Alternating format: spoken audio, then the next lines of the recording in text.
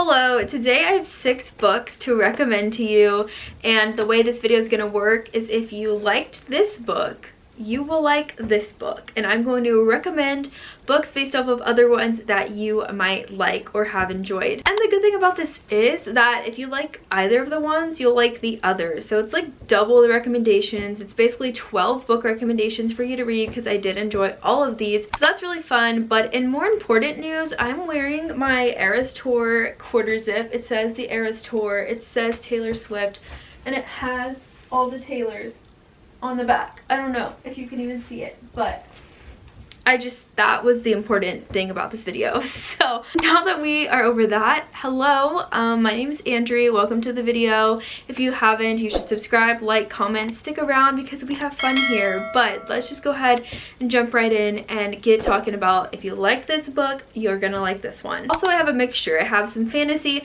some contemporary. I don't think I have any just romance, but I have some fantasy romance. So I think we hit most of the bases here. Okay, first one is an adult fantasy. It is Vicious by V.E. Schwab. This one is kind of an infamous book. I feel like for a while it was very popular, and it still is. It's kind of like one of those books where if you've read it, you're in on the know and you're in on a little insider group.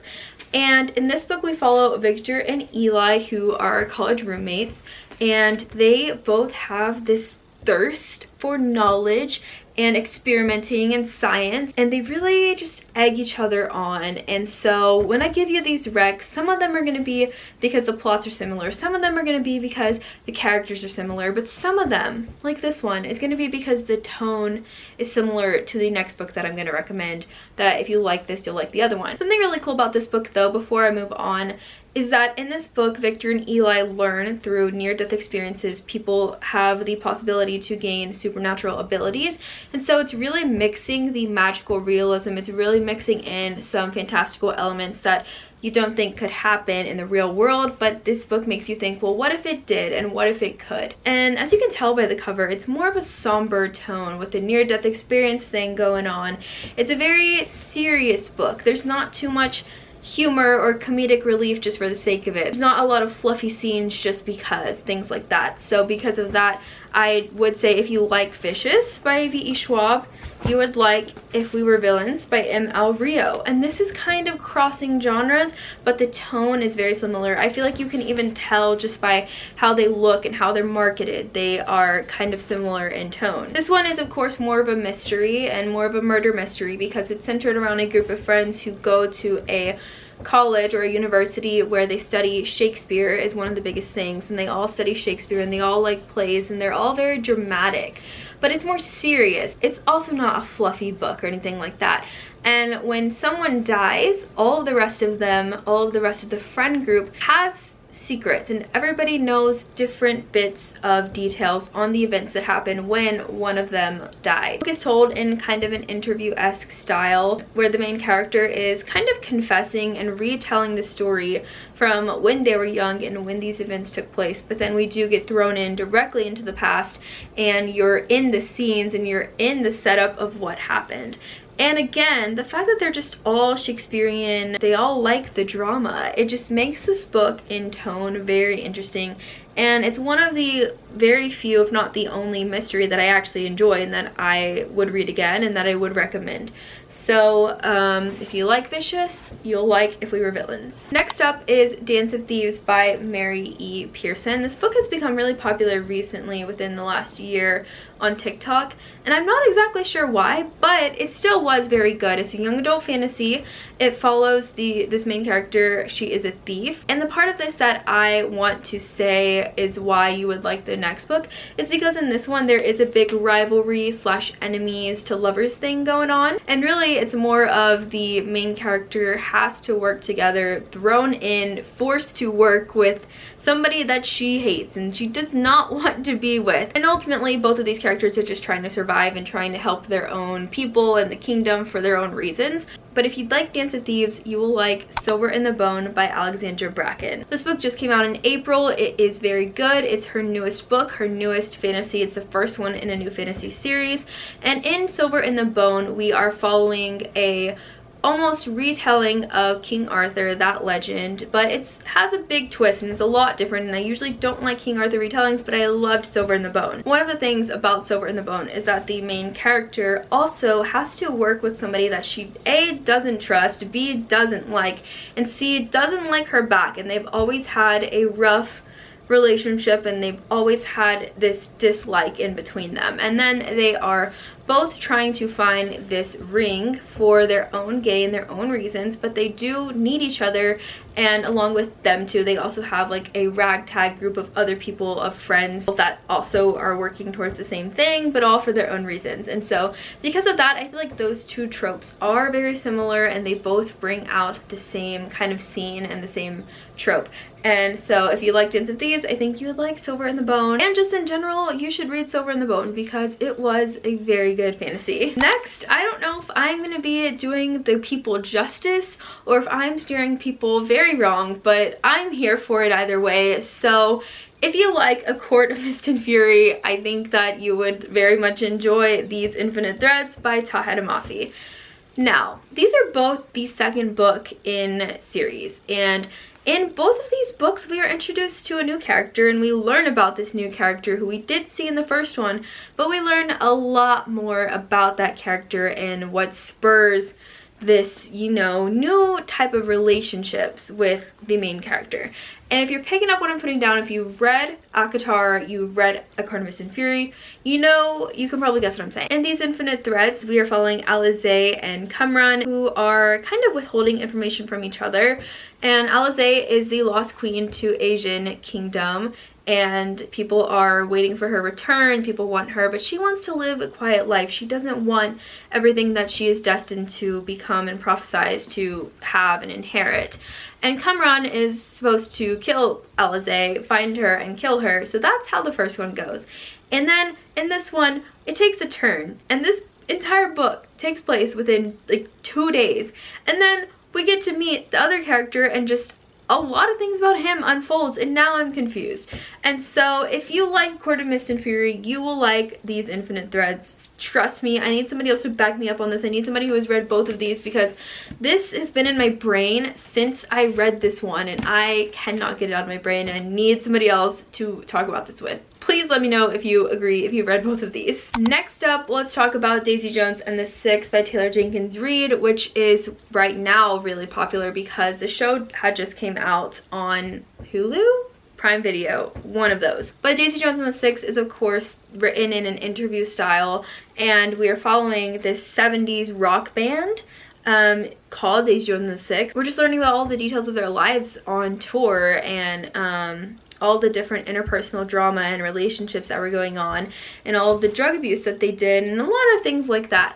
And so on a smaller scale, like a bit toned down, I would say if you like Daisy Jones and the Six, you would like This One's For You by Kate Sweeney. This One's For You is a young adult book, so of course it's going to be a lot different. It takes out a lot of the more adultish details, but I think the setting and the fact that both of them have to do with music is very similar. And so if you were a fan of this and you do like young adult contemporary books, I think you would definitely enjoy This One's For You, which in This One's For You, we are following two characters. We're following a girl and a boy. Used to be friends, and then they really kind of grew apart in high school, but now they're graduating and they're older, and the guy ends up wanting to learn more about his deceased mother.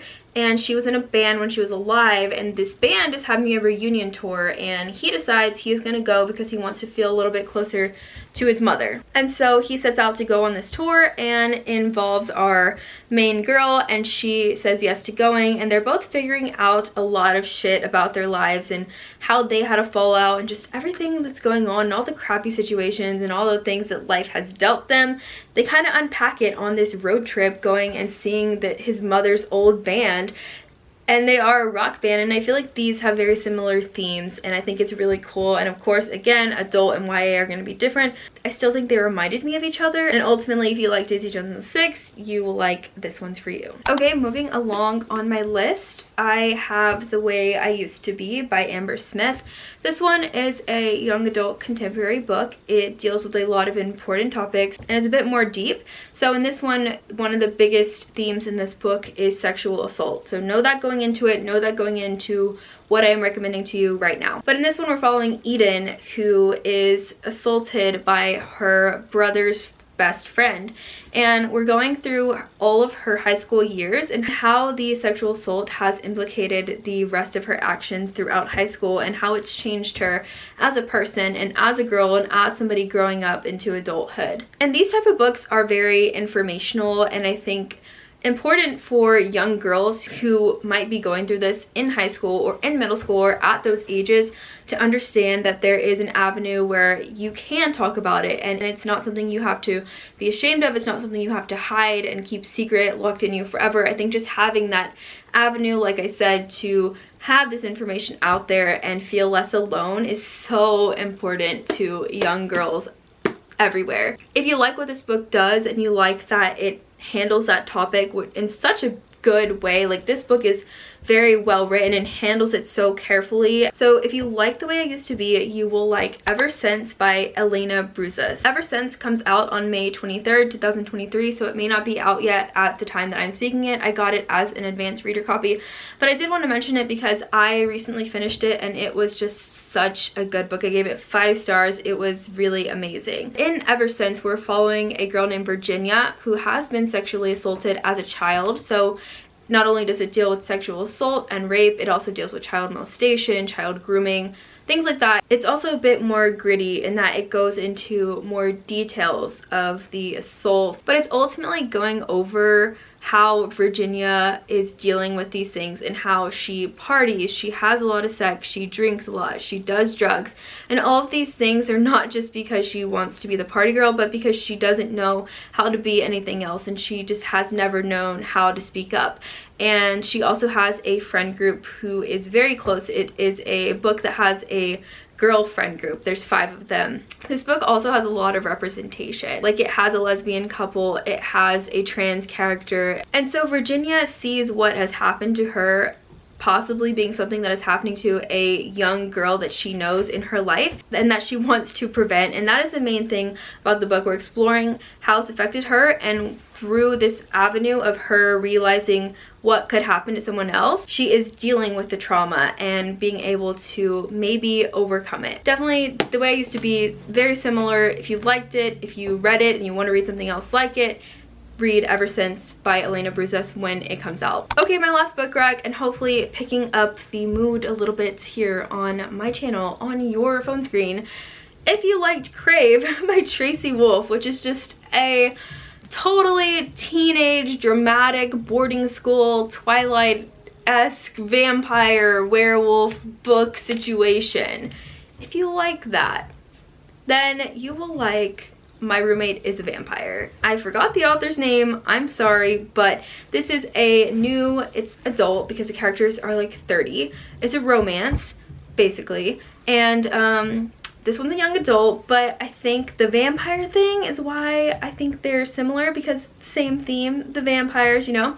And so if you like this, or you like Twilight, and now you're looking for a newer, modern book about vampires, My Roommate is a Vampire. Was it just my excuse to talk about My Roommate is a Vampire? Maybe, because I really did think that book was funny and I enjoyed it.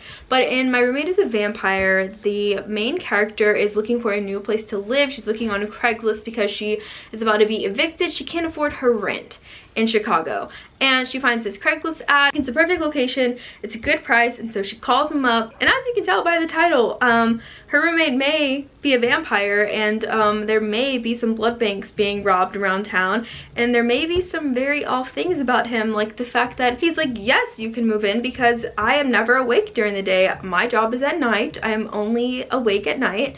Perfect. We will rarely see each other, so we will be good roommates. And it seems so simple, and yet it's just not. And I really did enjoy it. I think it was mostly funny and very entertaining for me, and I was very happy with the vampire stuff and to get to read a book where it's like, this is the real world. Like, it's not fantasy, it's literally a real world. Like, if I went and got an apartment in Chicago and my roommate was a vampire, it is just like fully reality. And so that's what's really funny about it to me. And it's not out yet, so I don't want to say too much, but I need somebody else to read it because it was just a very enjoyable read. And this is kind of all over the place, but those are the 6 or 12 books I wanted to recommend. So I hope you enjoyed this style of video. I could definitely do more of these if you ever want me to. Let me know if you have a book you want me to try to find that you want to tell me. I can try to find you exactly one that I think you would like, just like that. So let me know down in the comments. Let's chat about it. But that's it. If you want to follow any of my social media, you can. I have my Twitter, Instagram, TikTok, all linked down below, as well as some ways you can help support the channel. But that's it. So I hope you enjoyed, and I'll see you in the next one. Bye. I'm never on your mind, and it don't matter how hard we try, 'cause you're never on my mind.